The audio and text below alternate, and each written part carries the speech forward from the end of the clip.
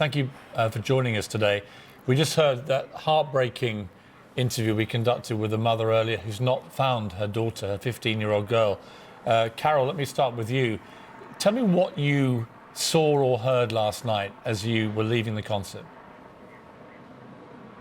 Well, we were just quite lucky because we were in a tier that was quite near the exit. Ariana just played her last song and the kids were near the steps, so we just took the children's hands, came down, went into the main foyer, and within seconds of getting into the foyer, we just heard a massive explosion that it shook through your whole body. The main priority was just to make sure we had a tight hold of the kids and just get out of there basically as quickly as possible, because any hesitation and we just would have been trampled. People were just running, they were petrified.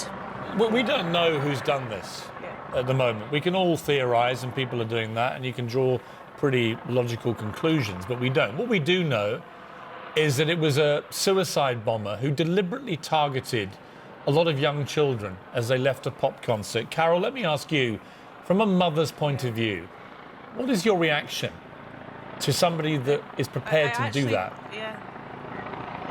I just can't believe it. That was our initial reaction as well. I mean, there was loads and loads of families there and kids. I mean, our two absolutely love Ariana Grande. She appeals to young children, and there's loads of parents there. And to target something like that, I just cannot actually believe that someone has done that. You know, there was, little children there. It was just terrifying. I mean, we had our kids' hands, they were beside us. You know, we were the lucky ones. We weren't letting them go for anything, but I know other people haven't been so lucky. Alison, how old are your children? Well, they're currently 9, but this was an early birthday surprise for them for their 10th birthday. They both turned 10 on the 31st of May. Obviously adore Ariana. We've kept this secret for months. Yeah. We flew down yesterday and so it was a birthday surprise for them. And as I was going to say, as a mum, as a parent, and we're all parents here, what do you feel now about taking your kids to events in the future? I mean, will this put you off taking them to concerts, to public events?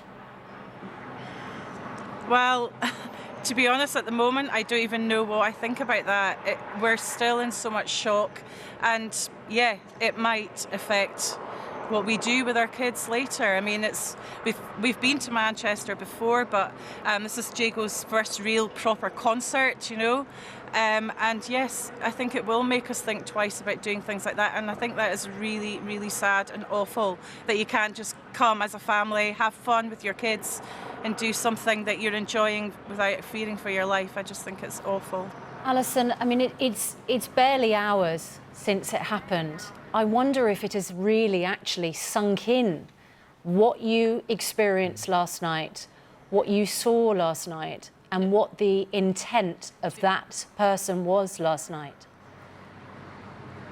To be honest with you, no, I don't think it has. I think, as Carole said, we're still in quite a lot of shock. The kids have been great. I think they're a bit more oblivious, being younger. We know a lot more what's going on. But yeah, it'll take a while to get our heads around it. And we haven't slept much because obviously our hotel is very close by, so there's choppers and police been going all night, and it was like being in the middle of a war zone, to be honest. So we're tired, we're shocked, but we're safe, and that's the main thing. Well, Carole, Alison, and your two young ones, thank you very much. We're just so happy that you're all okay. For other families, it's been a far worse night, and some of them have no idea where their kids are, and our hearts just go out to them. But thank you both for joining us, and go and get some rest and trying to come to terms with what you've been through. It must be horrendous for all of you. Thank you.